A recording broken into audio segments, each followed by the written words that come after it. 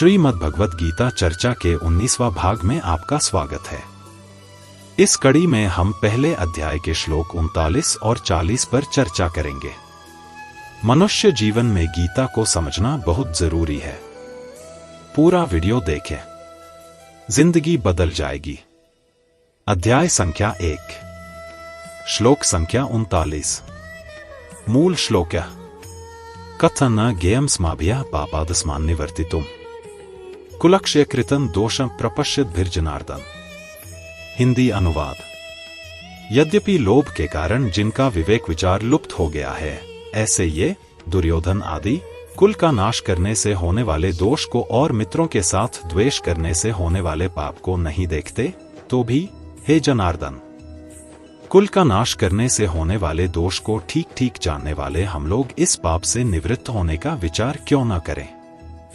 परंतु हे जनार्दन, कुलक्षय से होने वाले दोष को जानने वाले हम लोगों को इस पाप से विरत होने के लिए क्यों नहीं सोचना चाहिए। हिंदी कमेंट्री। निसंदेह सत्ता और धन के लालच से अंधे हुए कौरव यह देखने में असमर्थ थे कि इस युद्ध के कारण संपूर्ण सामाजिक ढांचे का कितना विनाश होने वाला है। उनकी महत्वाकांक्षा ने उनके विवेक और भावना को इस प्रकार आच्छादित कर दिया था कि युद्ध में अपने ही बांधवों की हत्याओं की क्रूरता को भी वे नहीं समझ पा रहे थे। अर्जुन के कथन से लगता है कि उसने अपना विवेक खोया नहीं था और इस भ्रातृहंता युद्ध के द्वारा होने वाले भावी सामाजिक विनाश को वह स्पष्ट देख रहा था। उसका प्रस्तुत तर्क कुछ इस प्रकार का है। यदि हमारा कोई मित्र मद्यपान के कारण स्वयं को भूलकर अभद्र व्यवहार करता है, तो उस समय उसका प्रतिकार करना और भी अधिक विचित्र बात होगी। हमको समझना चाहिए कि उस मित्र ने अपना विवेक खो दिया है और वह स्वयं ही नहीं जानता कि वह क्या कर रहा है। ऐसे समय हमारे लिए उचित है कि उसकी अशिष्टता पर ध्यान न देकर उसे क्षमा कर दें। इसी प्रकार अर्जुन का तर्क है कि यदि दुर्योधन और उसके मित्र अंधे होकर अन्यायपूर्ण आक्रमण करते हैं, तो क्या पांडवों को शांति की वेदी पर स्वयं का बलिदान करते हुए युद्ध से विरत हो जाना उचित नहीं है। यह धारणा स्वयं में कितनी खतरनाक है, इसको हम तब समझेंगे जब गीता के आगामी परिच्छेदों में तत्व ज्ञान के महत्वपूर्ण अंश को देखेंगे, जो भारतीय जीवन का सार तत्व है। अधर्म का सक्रिय प्रतिकार ही एक मुख्य सिद्धांत है, जिसका भगवान श्री कृष्ण ने गीता में प्रतिपादन किया है। हिंदी व्याख्या। यद्यपयते न पश्यन्ति मित्रद्रोहे च पातकम्। इतना मिल गया, इतना और मिल जाए, फिर ऐसा मिलता ही रहे। ऐसे धन, जमीन, मकान, आदर, प्रशंसा, पद, अधिकार आदि की तरफ बढ़ती हुई वृत्ति का नाम लोभ है। इस लोभ वृत्ति के कारण इन दुर्योधनादि की विवेक शक्ति लुप्त हो गई है, जिससे वे यह विचार नहीं कर पा रहे हैं कि जिस राज्य के लिए हम इतना बड़ा पाप करने जा रहे हैं, कुटुंबियों का नाश करने जा रहे हैं, वह राज्य हमारे साथ कितने दिन रहेगा और हम उसके साथ कितने दिन रहेंगे। हमारे रहते हुए यह राज्य चला जाएगा तो हमारी क्या दशा होगी, और राज्य के रहते हुए हमारे शरीर चले जाएंगे तो क्या दशा होगी। क्योंकि मनुष्य संयोग का जितना सुख लेता है, उसके वियोग का उतना दुख उसे भोगना ही पड़ता है। संयोग में इतना सुख नहीं होता जितना वियोग में दुख होता है। तात्पर्य है कि अंतःकरण में लोभ छा जाने के कारण इनको राज्य ही राज्य दिख रहा है। कुल का नाश करने से कितना भयंकर पाप होगा, वह इनको दिख ही नहीं रहा है। जहां लड़ाई होती है, वहां समय, संपत्ति, शक्ति का नाश हो जाता है। तरह तरह की चिंताएं और आपत्तियां आ जाती हैं। दो मित्रों में भी आपस में खटपट मच जाती है, मनोमालिन्य हो जाता है। कई तरह का मतभेद हो जाता है। मतभेद होने से वैरभाव हो जाता है। जैसे द्रुपद और द्रोण दोनों बचपन के मित्र थे, परंतु राज्य मिलने से द्रुपद ने एक दिन द्रोण का अपमान करके उस मित्रता को ठुकरा दिया। इससे राजा द्रुपद और द्रोणाचार्य के बीच वैरभाव हो गया। अपने अपमान का बदला लेने के लिए द्रोणाचार्य ने मेरे द्वारा राजा द्रुपद को परास्त कराकर उसका आधा राज्य ले लिया। इस पर द्रुपद ने द्रोणाचार्य का नाश करने के लिए एक यज्ञ कराया, जिससे धृष्टद्युम्न और द्रौपदी दोनों पैदा हुए। इस तरह मित्रों के साथ वैरभाव होने से कितना भयंकर पाप होगा, इस तरफ ये देख ही नहीं रहे हैं। विशेष बात, अभी हमारे पास जिन वस्तुओं का अभाव है, उन वस्तुओं के बिना भी हमारा काम चल रहा है, हम अच्छी तरह से जी रहे हैं। परंतु जब वे वस्तुएं हमें मिलने के बाद फिर बिछुड़ जाती हैं, तब उनके अभाव का बड़ा दुख होता है। तात्पर्य है कि पहले वस्तुओं का जो निरंतर अभाव था, वह इतना दुखदायी नहीं था जितना वस्तुओं का संयोग होकर फिर उनसे वियोग होना दुखदायी है। ऐसा होने पर भी मनुष्य अपने पास जिन वस्तुओं का अभाव मानता है, उन वस्तुओं को वह लोभ के कारण पाने की चेष्टा करता रहता है। विचार किया जाए तो जिन वस्तुओं का अभी अभाव है, बीच में प्रारब्धानुसार उनकी प्राप्ति होने पर भी अंत में उनकी अभाव ही रहेगा। अतः हमारी तो वही अवस्था रही जो कि वस्तुओं के मिलने से पहले थी। बीच में लोभ के कारण उन वस्तुओं को पाने के लिए केवल परिश्रम ही परिश्रम पल्ले पड़ा, दुख ही दुख भोगना पड़ा। बीच में वस्तुओं के संयोग से जो थोड़ा सा सुख हुआ है, वह तो केवल लोभ के कारण ही हुआ है। अगर भीतर में लोभ रूपी दोष न हो, तो वस्तुओं के संयोग से सुख हो ही नहीं सकता। ऐसे ही मोह रूपी दोष न हो, तो कुटुंबियों से सुख हो ही नहीं सकता।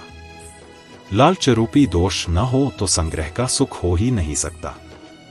तात्पर्य है कि संसार का सुख किसी न किसी दोष से ही होता है। कोई भी दोष न होने पर संसार से सुख हो ही नहीं सकता। परंतु लोभ के कारण मनुष्य ऐसा विचार कर ही नहीं सकता।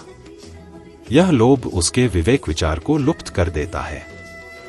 कथ न ज्ञेयं स्माभिः प्रपश्यद्भिर्जनार्दनः। अर्जुन अपनी बात कहते हैं कि यद्यपि दुर्योधनादि अपने कुलक्षय से होने वाले दोष को और मित्रद्रोह से होने वाले पाप को नहीं देखते, तो भी हम लोगों को कुलक्षय से होने वाली अनर्थ परंपरा को देखना ही चाहिए, जिसका वर्णन अर्जुन आगे 40वें श्लोक से 44वें श्लोक तक करेंगे, क्योंकि हम कुलक्षय से होने वाले दोषों को भी अच्छी तरह से जानते हैं और मित्रों के साथ द्रोह, वैर, द्वेष से होने वाली पाप को भी अच्छी तरह से जानते हैं। अगर वे मित्र हमें दुख दें, तो वह दुख हमारे लिए अनिष्टकारक नहीं है, कारण कि दुख से तो हमारे पूर्व पापों का ही नाश होगा, हमारी शुद्धि ही होगी। परंतु हमारे मन में अगर द्रोह वैरभाव होगा, तो वह मरने के बाद भी हमारे साथ रहेगा और जन्म जन्मांतर तक हमें पाप करने में प्रेरित करता रहेगा, जिससे हमारा पतन ही पतन होगा। ऐसे अनर्थ करने वाले और मित्रों के साथ द्रोह पैदा करने वाले इस युद्ध रूपी पाप से बचने का विचार क्यों नहीं करना चाहिए? अर्थात विचार करके हमें इस पाप से जरूर ही बचना चाहिए। यहाँ अर्जुन की दृष्टि दुर्योधन आदि के लोभ की तरफ तो जा रही है, पर वे खुद कौटुंबिक स्नेह, मोह में आबद्ध होकर बोल रहे हैं, इस तरफ उनकी दृष्टि नहीं जा रही है। इस कारण वे अपने कर्तव्य को नहीं समझ रहे हैं। यह नियम है कि मनुष्य की दृष्टि जब तक दूसरों के दोष की तरफ रहती है, तब तक उसको अपना दोष नहीं दिखता, उल्टे एक अभिमान होता है कि इनमें तो यह दोष है, पर हमारे में यह दोष नहीं है। ऐसी अवस्था में वह यह सोच ही नहीं सकता कि अगर इनमें कोई दोष है, तो हमारे में भी कोई दूसरा दोष हो सकता है।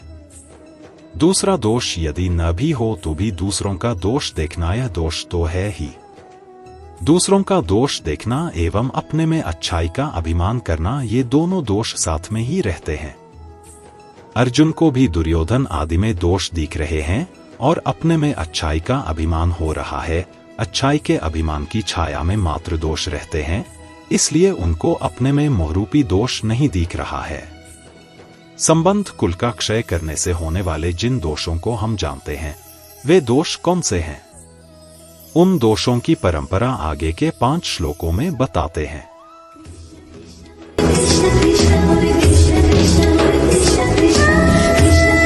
अध्याय संख्या 1, श्लोक संख्या 40। मूल श्लोक: कुलक्षये प्रणश्यन्ति कुल धर्मा सनातना, धर्मे नष्टे कुलं कृत्स्नम धर्मोभिभवत्युत। हिंदी अनुवाद: कुल का क्षय होने पर सदा से चलते आए कुल धर्म नष्ट हो जाते हैं और धर्म का नाश होने पर बचे हुए संपूर्ण कुल को अधर्म दबा लेता है। कुल के नष्ट होने से सनातन धर्म नष्ट हो जाते हैं। धर्म नष्ट होने पर संपूर्ण कुल को अधर्म, पाप दबा लेता है। हिंदी कमेंट्री।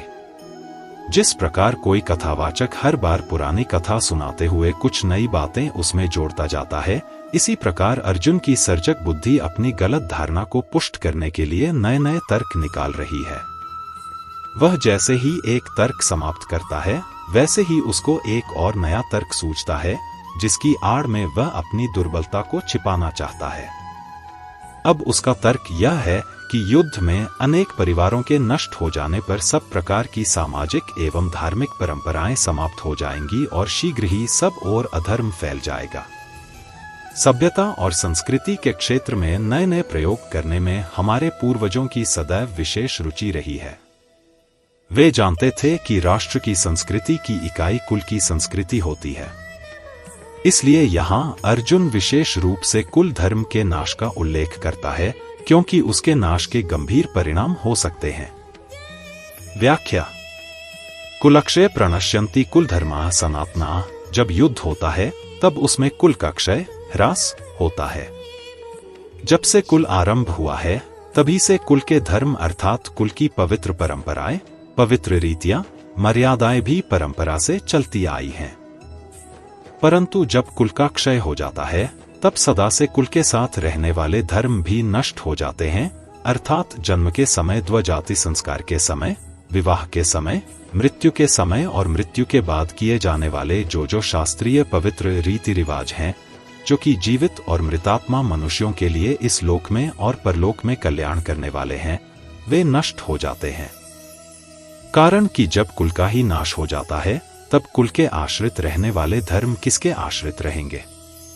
धर्मे नष्टे कुलं कृत्स्नम धर्मोभिभवत्युत। जब कुल की पवित्र मर्यादाएं, पवित्र आचरण नष्ट हो जाते हैं तब धर्म का पालन न करना और धर्म से विपरीत काम करना अर्थात करने लायक काम को न करना और न करने लायक काम को करना रूप अधर्म संपूर्ण कुल को दबा लेता है, अर्थात संपूर्ण कुल में अधर्म छा जाता है। अब यहाँ यह शंका होती है कि जब कुल नष्ट हो जाएगा, कुल रहेगा ही नहीं, तब अधर्म किसको दबाएगा? इसका उत्तर यह है कि जो लड़ाई के योग्य पुरुष हैं वे तो युद्ध में मारे जाते हैं, किंतु जो लड़ाई के योग्य नहीं है, ऐसे जो बालक और स्त्रियां पीछे बच जाती हैं, उनको अधर्म दबा लेता है। कारण कि जब युद्ध में शस्त्र, शास्त्र, व्यवहार आदि के जानकार और अनुभवी पुरुष मर जाते हैं, तब पीछे बचे लोगों को अच्छी शिक्षा देने वाले, उन पर शासन करने वाले नहीं रहते। इससे मर्यादा का, व्यवहार का ज्ञान न होने से वे मनमाना आचरण करने लग जाते हैं, अर्थात वे करने लायक काम को तो करते नहीं और न करने लायक काम को करने लग जाते हैं। इसलिए उनमें अधर्म फैल जाता है। आज का सत्र यहीं समाप्त होता है। श्री कृष्ण के साथ रहो। जय श्री कृष्ण।